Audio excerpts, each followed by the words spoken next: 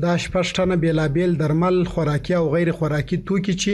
د تیرې یوې میاشتې په موده کې د زابل ولایت د کلات ښار له هټۍ څخه د امر بالمعروف ریاست په مشرۍ جوړې شوې کمیټې له لوري د تیر تاریخ له امله راټول شوي وو، نن د یو پلاوي په حضور کې وسوځول شول. د امر بالمعروف ریاست ویان مولوي احمد سعید وایي چې دا توکي کلات ښار کې د ګډې کمیټې لخوا راټول شوي وو. نو موړی زیاتوي د دغه کمیټې هڅه دا ده چې په ټول ولایت کې د تاریخ تیر او بې کیفیته خوراکي توکو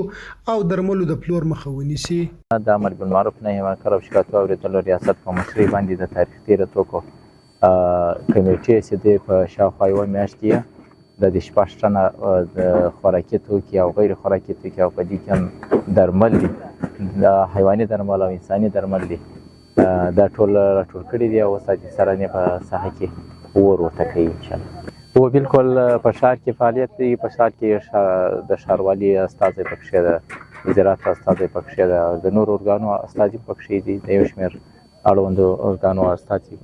کار کوي، تقریبا 8 ارګانه دي د دې استازي پکښې دي. د یادونې وړ ده چې وړاندې هم په مرکز کلات او ولسوالیو کې د بیلابیلو ادارو له لوري د تاریخ تیره توکو او درملو د پلور د مخنیوي په موخه کمپاینونه ترسره شوي.